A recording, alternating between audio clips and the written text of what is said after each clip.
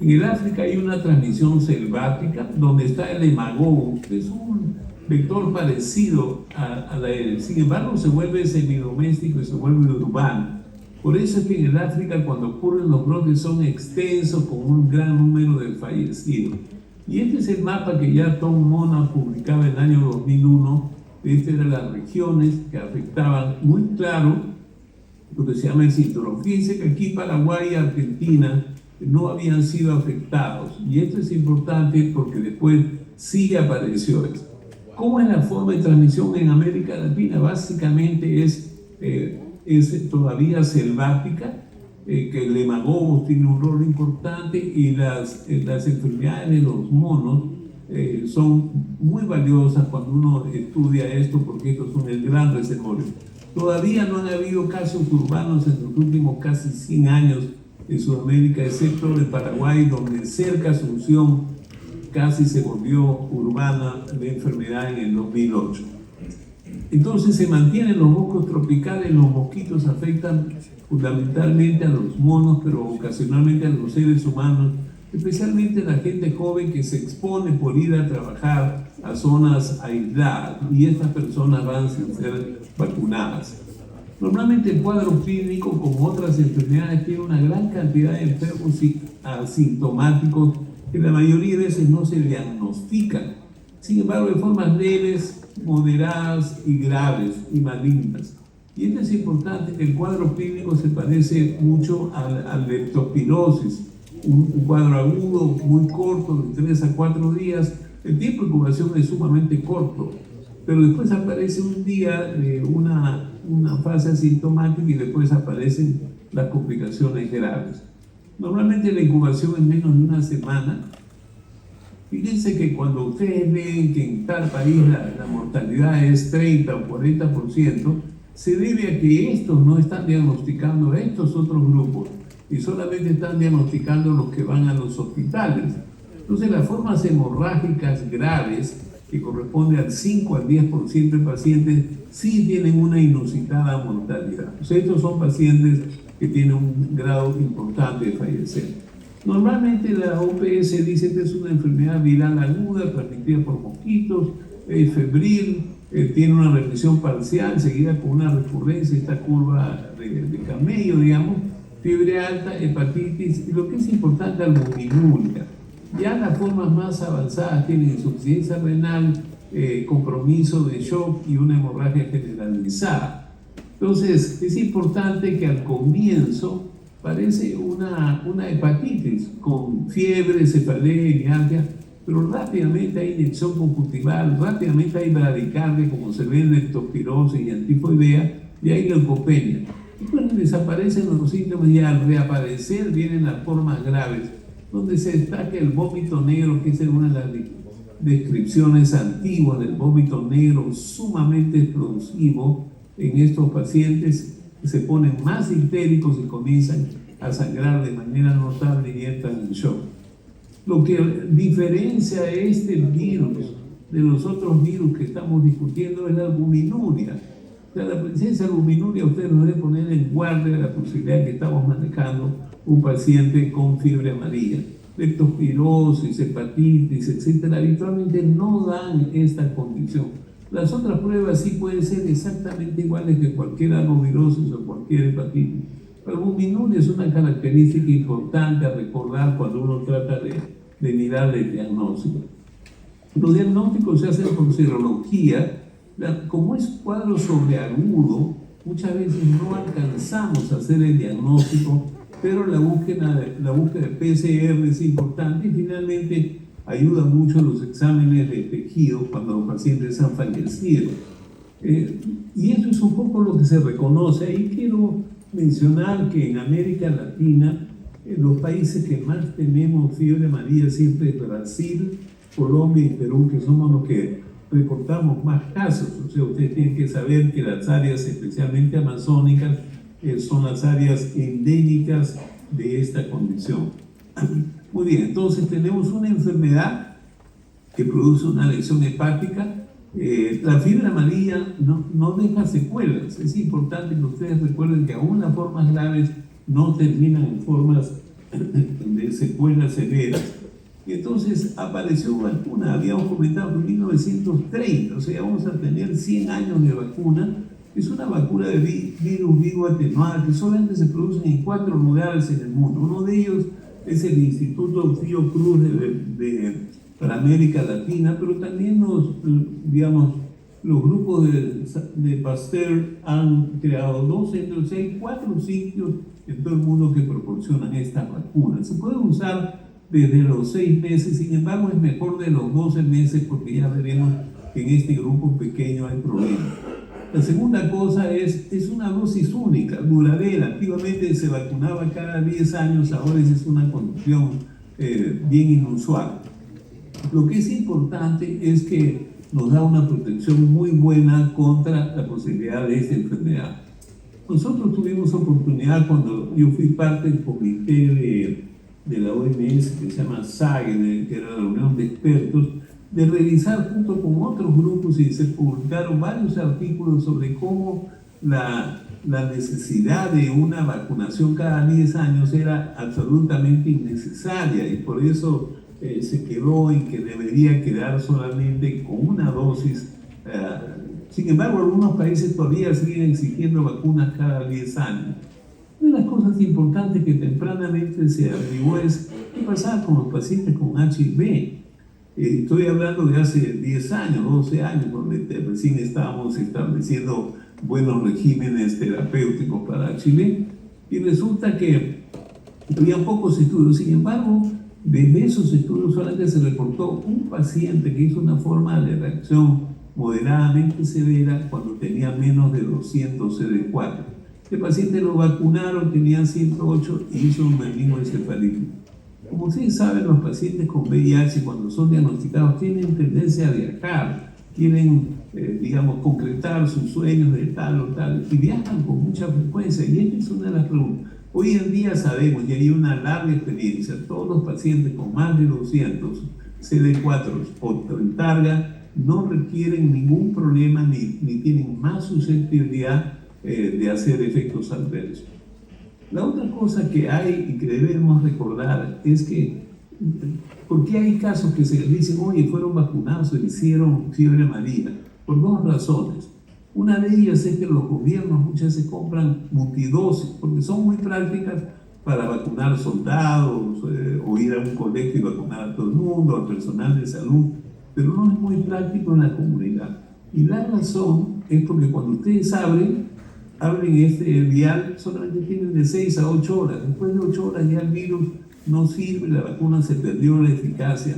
Y entonces esa es la causa más notable de o sea, por más que se refrigere, o sea, ustedes lo abren ahora a las 8 de la mañana y ustedes lo quieren refrigerar a las 6 de la tarde, ya perdieron la vacuna. Por eso es que hay y la segunda cosa es que por ser un virus atenuado, requiere muy claramente una cadena de frío. Sin embargo, esta vacuna que es tan eficaz tiene también pues sus lados negros, sus lados oscuros. Y uno de ellos es lo que se llaman las reacciones asociadas diserotrópicas, y hay unas que se llaman neurotrópicas, ¿no? Son efectos adversos que se han reconocido. Los efectos neurotrópicos no se conoce el número absoluto, aparece en fase tardía, sobre todo aparece como meningoencefalitis, y es porque el virus atenuado produce una invasión directa del sistema nervioso. Eso casi siempre ha sido reportado en chicos menores de 6 meses o en personas que tenían una severa inmunodeficiencia. Sin embargo, estos pacientes no fallecen, o sea, la mortalidad por esta complicación es muy inusual. Sin embargo, había otra complicación que se comenzó a reportar en Lancet en 2001, de 7 casos que de 150 millones de personas estimadas vacunadas, 7 hicieron efectos adversos serios. 2 en Brasil, 3 en Estados Unidos y 1 en Australia. Hoy en día además se reconoce, porque esto se ha ido publicando. Aquí, por ejemplo, cuando se publicó en 2001, 400 millones de personas habían recibido, ellos reconocían 8 personas fallecidas, etc. Y entonces comienza a reconocerse una falla multiorgánica muy cercana. ¿Cuál es la incidencia estimada? 1 en 400.000. En ese tiempo fue ese un estimado. Después se ha comenzado a reconocer de que esto ocurre fundamentalmente en hombres y en hombres mayores. Sin embargo, de los 21 casos de este reporte, la edad promedio era 24 años. O sea, las mujeres también desarrollan, porque las guías internacionales dicen, no vacunen a nadie arriba de 60 años. Sin embargo, eso, digamos, no es tan cierto cuando miramos el grupo de mujeres. De todas maneras, el gran mensaje es que solamente ocurre este efecto severo en la primera dosis, no en personas que han tenido experiencias previas, en ellos no ocurre. Y una de las cosas que es importante es que aparece temprano los síntomas. Al tercer día, cuarto día, ya los pacientes tienen síntomas. Esta condición ha sido también asociada a tener la enfermedad del timo, o tener timoma, o haber sido operado de timoma, etcétera, donde los pacientes, cuando se ha revisado esto cuidadosamente, uno de los factores de riesgo más notables que se reconocía en esta condición es que a nivel mundial 14 de los pacientes que habían fallecido tenían enfermedad del timo. Entonces ahora, cuando ya hay nueva información reciente, se acepta que han habido 32 casos de fallecimientos, 57 casos severos neutrópicos, y este es un evento raro, estimado, digamos, la anafilaxis, uno de cada 250.000, los neurotrópicos, uno de cada 8 millones, los viscerotrópicos, uno de cada 250.000. Y esto es importante porque esto es un poco lo que tenemos que mirar. ¿Cómo es este síndrome post-vacuna? Es parecido a la fiebre amarilla, pero tiene algunas diferencias notables. Yo tuve la oportunidad, porque en Perú han habido varios brotes, he tenido oportunidad de ver un brote que fue asociado a vacunas que fallecieron 4 personas. Y pudimos revisar cuidadosamente la historia. Tempranamente, a las 48 horas, los pacientes comienzan a tener fiebre, malestar, y aparecen náuseas y molestias gastrointestinales. Pero rápidamente tiene una falla multiorgánica, renal, pulmonar, y la muerte es ideal. Lo que no tiene es proteinúria, y la elevación de transaminasas no es tan elevada como la que vemos en fiebre amarilla. Por eso es que en muchos sitios se ha quedado los mayores de 60 años, tener enfermedad del timo, haber superado, o tener algún grado de inmunosupresión. Y es importante porque cuando se han estudiado estos casos es el mismo que en el tipo que está en la vacuna, y es importante, daña pues varios órganos y hay una alta viremia post-vacuna. Pero no sabemos por qué ocurre eso. Incluso en el Perú que hubo un accidente en 2007, donde se vacunaron 60.000 después de un terremoto, fallecieron 4 personas, 3 de ellas absolutamente saludables. La otra cosa que se reconoce es que los pacientes que tienen esclerosis múltiple tienen mucho relapse o recaídas cuando les vacunamos de fiebre amarilla. Por lo tanto, es un grupo que no debería vacunarse, salvo que hubiera una excepción muy importante. Entonces, este es un dato que me parece muy valioso. Fíjense que en Estados Unidos prácticamente ellos contraindican todos estos que están marcados. Dice, ellos contraindican, o sea, no ni siquiera con precauciones, pacientes con timo, pacientes trasplantados, pacientes que están recibiendo anti-TNF o monoclonales de manera activa, y finalmente pacientes con inmunosupresión, pero no incluyen pacientes con HIV. Los hombres mayores de 60 años pueden, pero no hay una contraindicación formal. Y se dan cuenta. Y finalmente insisten en que se describe solamente en la primera dosis, no en dosis de refuerzo. Si alguien me dice, doctor, yo me vacuné hace 30 años y me acabo de vacunar, eso no va a ocurrir, no está reportado. Lo que sí sabemos es que hay algunos estudios totalmente mínimos. Esta persona usaron diversas dosis de esteroides en 10 pacientes que juntaron a través del tiempo. Y resulta que cuando usaron dosis altas o no usaron corticoides, realmente no sobrevivió, digamos, la mayoría de estos pacientes solamente sobrevivió 1 de 4, mientras que cuando usaron 250 miligramos de dosis diaria, sobrevivieron 3 de 4. Y por eso es que no es realista que alguien diga, debe haber un ensayo clínico. Imposible. ¿Dónde vamos a apuntar a esos pacientes? La mortalidad es alta, se estima 65%, en mujeres ha sido más alta. El tiempo de fallecimiento es de 10 días. Y se está recomendando el uso de ribavirina. basado en la experiencia argentina y enfermedad hemorrágica argentina. Y esto, cuando se ha hecho en animales, pareciera ser que podría ser muy útil usar metilprednisolona 250 miligramos, podría ser. Esta es una opinión de expertos, o sea, nadie les puede decir, no, no hay tratamiento. Y hace poco acaba de publicarse un estudio in vitro y 2 mujeres que le dieron sofosbuvir, que es una droga que usamos pues, para hepatitis C. Resulta que estas 2 mujeres evolucionaron muy bien. De nuevo, esta es no es realista una actividad en un ensayo clínico y solamente tenemos que mirar la opción de dar eso si uno ocurre mirar esta condición. Es más, ahora las formas moduladas de fiebre amarilla se está recomendando este tratamiento y ahora parecido esto de sofosbuvir como una alternativa inicial. La otra cosa que hay es que existe un problema grave de producción de vacunas. O sea, eso de usar vacunas cada 10 años hacía que muchísimos países no tuvieran vacunas. Y entonces se comenzó a proponer la posibilidad de usar un quinto de intradérmica. Eso es lo mismo que se hace en rabia. Cuando ustedes no tienen posibilidades de tener suficientes vacunas, la quinta parte intradérmica resulta que es eficaz. Y ya hay 2 publicaciones, una de Annals y esta reciente de Lancet, donde claramente ya dan los resultados.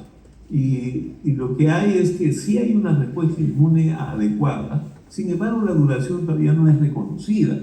Recuerden bien que estamos acá resolviendo un problema internacional de producción. O sea, esto es un tema notable de hacer. Y ahora ha aparecido una nueva vacuna de fiebre amarilla, también de virus atenuado, pero en células B, o sea, es mucho más segura. Recién han aparecido hace poco en el ACTMH en Estados Unidos, se presentó los avances del trial de los primeros 6 meses, que muestra realmente una respuesta inmune y una seguridad adecuada en comparación con la vacuna que ellos tienen. Por lo tanto, tenemos esperanza de eso. La otra cosa que publicó hace algunos años Anthony Fauci, es decía, de los arbovirus que emergen en las américas no llegan a Estados Unidos. Incluso el West Nile, que más que todo ocurre en zonas nortes, resulta que ellos han comenzado a ponerse nerviosos cuando en Brasil aparecen estos brotes, que en los últimos 2 años han sido moderadamente importantes, porque no hay en Estados Unidos fiebre amarilla, sin embargo hay todos estos. O sea, ellos tienen Aedes, estamos hablando de la posibilidad de que se vuelva urbano, él relacionaba que eso sería una superemergencia en Estados Unidos. En conclusión, la fiebre amarilla está aumentando en los últimos años, sobre todo en los países africanos. Cuando ustedes trabajen en travel medicine, en medicina de viajeros, es importante eso. Y esto se debe pues a todos los cambios climáticos, a la deforestación, etcétera, que mucha gente dice que eso no es problema. Realmente es un problema grave que lo estamos viendo con dengue, con fiebre amarilla y con otros. Pero deben recordar que en Asia y en Norteamérica no hay fiebre amarilla. Todavía no hay fiebre amarilla. Pero imagínense pues que en países como la India o como la China que tuvieran fiebre amarilla sería extraordinariamente una enfermedad severa porque la mayoría de la gente no está vacunada y no hay la capacidad para producir. De todas maneras, queda ahí el mensaje. Esta es una enfermedad transmitida por Aedes que puede ser vacunado. Pero recuerden bien, ¿no?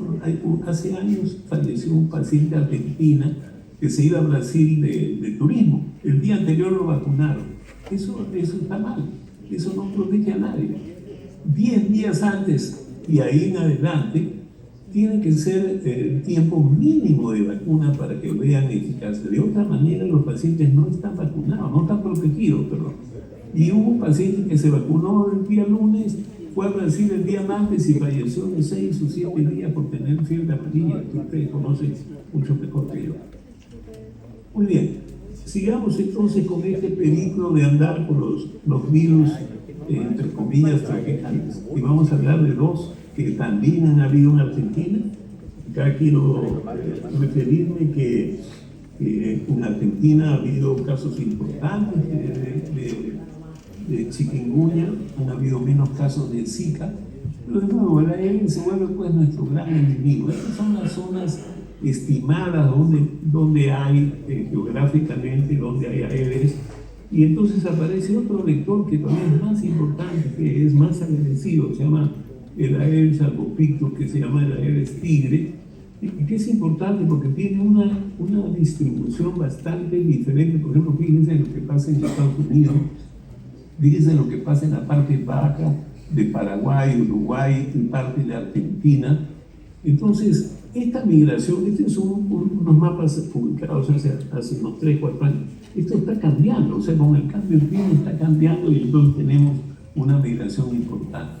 Los aedes, que esto es lo que se decía, produce pues de preferencia atacar los humanos peridomésticos y lo que es importante, el albopictus puede implicar a diferentes huéspedes. Y es peridoméstico, pero también es en la naturaleza y finalmente se adapta muy bien a los cambios de temperatura. O sea, el albopictus es uno de los elementos que tenemos que mirar. Chikungunya es un virus que se ha reconocido, es un alfavirus, y acá está la lista de los viejos alfavirus, que el único que tenemos en Sudamérica es Mayaro, que junto con el neuropuche son, digamos, virus que recién se están conociendo, que producen ras, artritis, y que incluso producen un poco de miocarditis o lesión cardíaca, etc. Todos los otros no están en Sudamérica, excepto el Mayaro, descrito en Brasil y que hay en el Perú y recientemente en Bolivia también ha sido reconocido. Y después tenemos los alfavirus, que ustedes en este momento en Argentina tienen varios de estos virus, tanto en Argentina como en Uruguay, pero yo voy a hablar ahora solamente de chikungunya. Según las normas de epidemiología, los reportes, en Argentina han habido 2023 casos en el año pasado, y de los cuales casi el 70 o 75% eran nativos, o sea, no eran inmigrantes. Había un lote de inmigrantes de Bolivia, de Paraguay, de otros sitios, pero el grueso de casos, en segundo lugar, que esta condición estaba en la provincia de Buenos Aires, pero en la provincia de Buenos Aires, etcétera, y también ha estado en el Chaco, en toda la zona de Misiones, etcétera, pero también ha estado en Córdoba, o sea que esto se extendió y se sigue presentando con cierta frecuencia. Este es un artículo que les recomiendo a los que estén interesados en esto. Este artículo de Scott River es muy interesante, donde él describe básicamente la estructura del virus, cómo esta situación es importante para establecer, porque ya se han comenzado a tener vacunas. O sea, no voy a poder hablar de vacunas en el tiempo que tengo, pero lo que es notable es que esta es una enfermedad que comenzó en el África, y entonces comienza a aparecer por África y después comienza a migrar hacia las zonas de la India, en el sudeste asiático, en toda la zona del Asia, y llega en las Américas en 2013 y después llega a Brasil en 2014 y se extiende para otros lugares. Es importante porque esta es una enfermedad bastante urbana. Se aisló en Tanzania y de ahí ha sido diseminada, pero uno de los sitios más grandes que afectó fue en la India, y de ahí han habido muchos cuadros febriles importantes. Después de ir a la India afectó mucho la zona que se llama de Madagascar y la isla de Reunión, etcétera. Y también afectó pues toda esta zona de Tailandia, Vietnam, Indonesia, etcétera. Hubo muchísimos casos. Y de ahí saltó Italia por una sola persona que venía de la India. Es un caso que llegó de la India y después, como tenía Aedes, comenzó a tener una cantidad importante que pudo ser reconocida en el norte de Italia. Esta es más o menos la lista de cómo fue. Recuerden bien que esta es una isla pequeñísima, hay 600.000 habitantes en la India, y después de aquí salta un caso hacia Ravenna en Italia, y después nos llega a nosotros en 2013, a través de los viajeros, llega a las Américas y después entra a la Guyana Francesa, la República Dominicana, después llega a todo el sur de toda la región. Esto aparece en esta isla que es 600.000, pero resulta que hubo 244.000 casos, o sea, 35% de ataque real de cuadros clínicos, o sea, realmente hubo una cuestión muy interesante. 700.000 son los casos. Pero, entonces la tasa de ataque fue muy alta. Y esto se ve en los viajeros también que fueron al Océano Índico, también aparecieron el mismo año de manera importante. En las Américas comenzó, digamos, en América Latina comenzó en la República Dominicana, Venezuela y Colombia, muy rápido, donde la tasa de ataque era de 40 a 70%. La letalidad era muy baja. Sin embargo, la mayoría son sintomáticos. Es otra cosa que llamaba la atención. Este es un poco el mapa reconocido para el 2022, donde también incluye Argentina, incluye parte de Paraguay, algunos casos de Uruguay y todo el resto de Sudamérica está involucrado. Chile probablemente es el país que tiene menos casos reportados. El chikungunya se refiere pues a esta expresión que uno camina medio jorobado por los dolores articulares que uno tiene. La EDES, tanto en la GIPI como en la abortitis, son importantes, fiebre alta y dolores articulares. Y voy a referirme rápido a esto. Esta es la caminada de los pacientes. Esto es importante, cómo los pacientes caminan con mucha dificultad por el dolor articular. Entonces, de nuevo, es una enfermedad que también tiene un tiempo de incubación corto. La fiebre no es muy alta, pero lo más notable es las lesiones articulares. Tiene un rash extenso, parecido a otro rash, y eso es importante. Cuando uno mira, por ejemplo, fiebre chikungunya contra dengue, ¿dónde hay diferencia? La diferencia básicamente está en las artralgias. El dengue casi nunca produce artralgias, produce más mialgias, pero las artralgias aquí es extremadamente común y finalmente también tiene una linfopenia, que también la vemos en dengue, y tiene leucopenia, pero leucopenia hay más en dengue que en otro lugar. En dengue hay más trombocitopenia que chikungunya. Ustedes ven esta mano, en esta pierna, es una reacción rojiza y hay una mano que deja esa huella. Pero lo que es importante es que hay compromiso articular, es una poliartralgia virtualmente simétrica, y lo que es importante es que tiene tenosinovitis. Aquí el rash aparece tardíamente, igual que en otras enfermedades, no aparece el primer día, aparece habitualmente el cuarto día. Esta es la lesión, es decir, es una lesión articular con una disfunción y una tenosinovitis importante, simétrica. Esto es lo que ocurre en esta zona, o miren acá, como fue un ataque de gota, con edema en las piernas. Pero lo que es más notable es que a los 4 meses de que ha pasado, 1/3 de los pacientes tienen cuadros crónicos articulares que no pueden manejar bien. Un colega mío, amigo, era oftalmólogo, se pasó varios meses sin poder operar por este tipo de lesión. O sea, incubación muy corta, aparece fiebre, después aparece rash, pero los compromisos articulares son importantes. Y muchos de ellos, como lesión crónica, quedan con una artropatía distal importante que les invalida bastante. Sin embargo, se decía que había poca mortalidad. Jaime Torres, del grupo de Venezuela, del Instituto de Medicina Tropical de Caracas, presentó estos casos inusuales. De alguna manera ellos apuntaron varios casos. Y estas lesiones pues parecen lo que vemos en síndrome de shock tóxico o de meningococemia, etcétera, muy parecido. Y este hombre tuvo una lesión extensa, es decir, si uno mira esto puede presentar 3 o 4 diagnósticos, pero estos fueron casos inusuales de compromisos severos y mortalidad. Entonces, hoy en día se reconoce que las formas agudas tienen algunos casos en las personas mayores de 65, comorbilidades, diabetes, enfermedad cardiovascular, producen lesiones importantes, o sea, producen miocarditis, trastornos del riesgo del ritmo, insuficiencia cardíaca y encefalopatías y finalmente daños oculares ocasionales. La otra cosa que se conoce que la transmisión de madre a los chicos, especialmente la última semana, es muy mala para los productos, porque el 50% se van a contagiar y la cesárea no ha sido adecuada. Por eso que, digamos, nunca uno saca inmediatamente al bebé, sino que hay que esperar que pase esto, porque si no se produce una lesión, que es una lesión bien severa, es una encefalitis que en la mitad de ellos produce un daño permanente.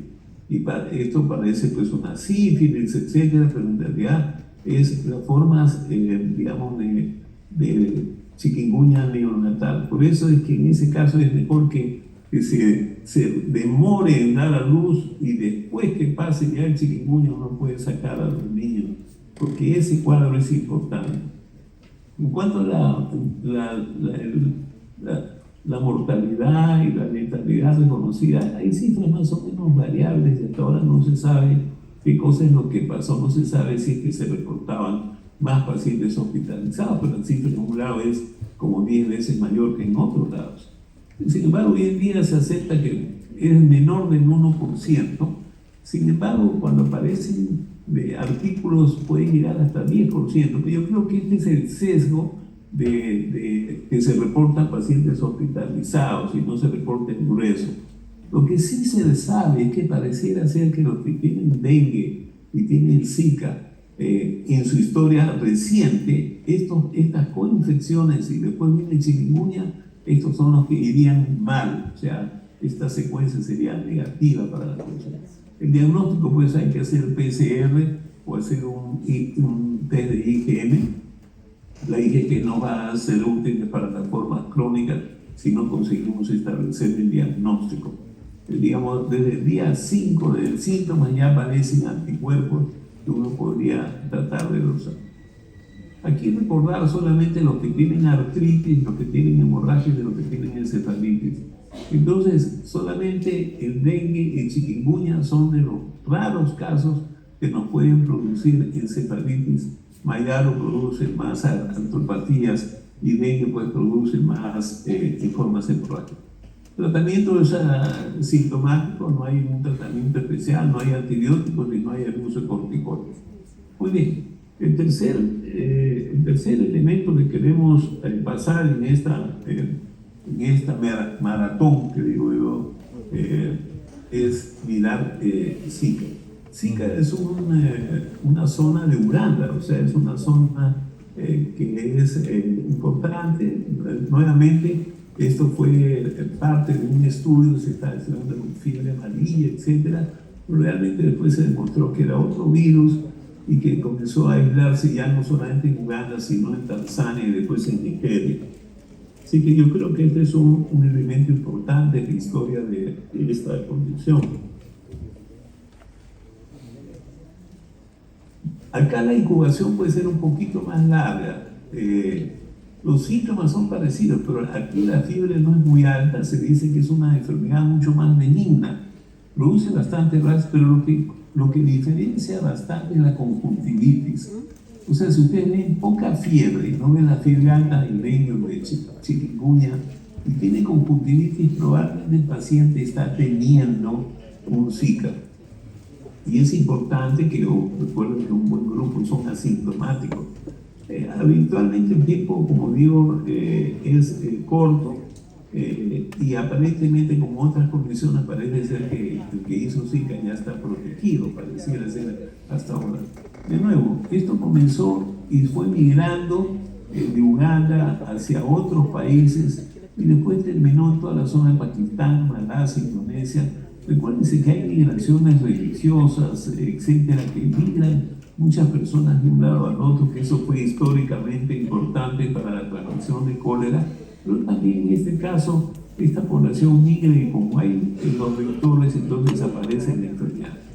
Lo que es importante es que se migró a varios de estos sitios y también afectó a la zona de la India, aquí no estaba bien mencionado, y después termina en la Polinesia francesa. Sorprendentemente se creía que los mundiales o las olimpiadas y todas esas cosas eran fuentes, pero esto fueron solamente un grupo de remeros que llegaron a Brasil a un campeonato mundial de remo y ellos venían afectados. Aquí la fiebre no es muy alta, tenemos ojos rojos con conjuntivitis, hay un rash importante, pero no es frecuente pues la fiebre quebrantahuesos del dengue ni la artritis de chikungunya. Estas son las características, tienen esto, pero rápidamente tienen bastante reacción, o sea, es un rash importante con una enfermedad, yo diría, relativamente más benigna, ¿no?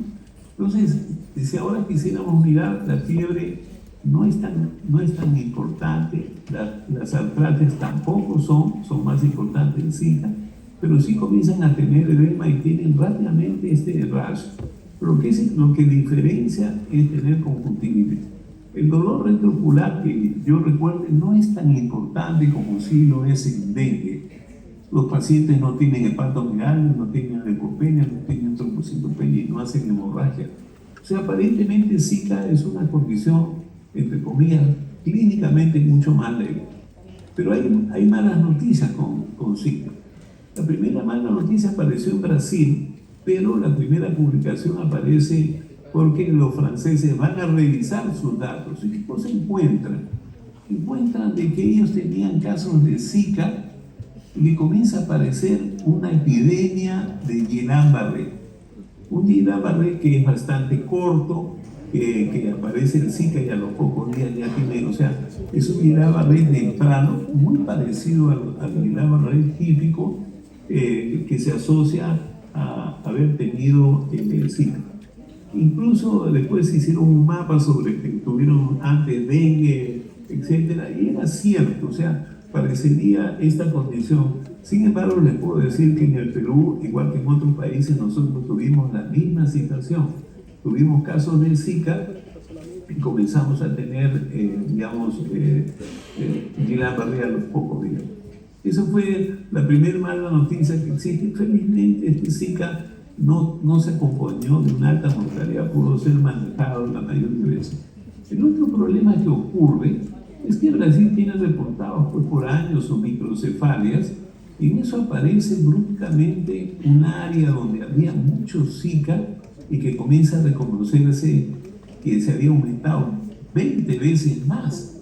O sea, estos son los casos de cada año reporta el Brasil. Sin embargo, estos fueron 5.000 casos de microcefalia. De ellos, un grupo fueron confirmados, otros fueron solamente sospechosos porque se hacía el diagnóstico tardío. Pero entonces comienza a reconocerse y aparecen algunos estudios muy claros sobre que existía una relación de causalidad entre microcefalia y otras anormalidades cerebrales con el virus del Zika. O sea, esto que parecía una enfermedad relativamente benigna se convierte en una enfermedad que nos puede dar Guillain-Barré, no frecuente, pero sí nos puede dar, y las mujeres embarazadas podrían tener esta condición. Entonces comienzan a describirse los primeros casos de chicos que nacen entre comillas saludables, pero son microcefálicos, ¿no? Como ustedes ven en esto, esta es una de las primeras publicaciones que aparecen allá. Este es otro chico, como ustedes ven, un chico que está con una buena lactancia, gordito, pero es microcefálico. Lo que es importante es que algunos que nacían normales, pero que habían tenido Zika intraútero, al año ya tenían una microcefalia importante. Y ahora se reconocen todas estas lesiones parecidas a rubiola congénita, pero que además tienen más microcefalia, o sea, tienen calcificaciones cerebrales, pierden el oído, pierden la visión, etc. Y además tienen diversas malformaciones óseas y neurológicas, pero lo más importante es que tienen una microcefalia severa. En Estados Unidos, ellos también de nuevo tuvieron Zika y tuvieron en varios sitios. El sitio que más tuvo, cuando reportaron esto el CDC, cuando ellos reportan en 2016, que fue el año de este brote, ellos reportaban que habían 1.172 y ya tenían 32 chicos con defectos importantes, y 5 mujeres ya habían tenido pérdidas por tener defectos en los chicos. De tal manera que ellos al final reconocieron que habían 2.700 mujeres embarazadas que habían tenido Zika durante el embarazo. Entonces, esto nos lleva pues a la consideración que esta enfermedad pues no es tan benigna. O sea, produce Guillain-Barré y produce daño importante. Pero lo que es más notable, comienza a reconocer una cosa nueva para estas enfermedades. Comienza a reconocer, es una mujer, nosotros tuvimos un caso muy similar, que inicialmente estábamos confundidos. Este es un hombre que nos trae a su esposa y tempranamente se hizo el diagnóstico de Zika al ver a su esposa. Sorprendentemente, ella no se había movido de Lima. Y el esposo había venido de una zona endémica. Y entonces me acuerdo que la señora trataba de justificar diciendo, sí, yo creo que en Arequipa trae un mosquito que me debe haber picado. Esa era su explicación. Sin embargo, conforme pasaba el tiempo, se reconoció que esta era una enfermedad sexual y que una persona eliminaba el virus en el semen hasta el segundo mes. Inicialmente se empezó por seguir con PCRs hasta el sexto mes, pero los PCRs en seguimiento a enfermedades infecciosas no son muy buenos porque no nos dicen si el PCR es un virus vivo o un virus o restos de un virus. Entonces, cuando se ha hecho cultivo de virus, máximo que llegan son a 8 semanas. De todas maneras, esto fue el primer reporte de hombres transmitido hacia una mujer.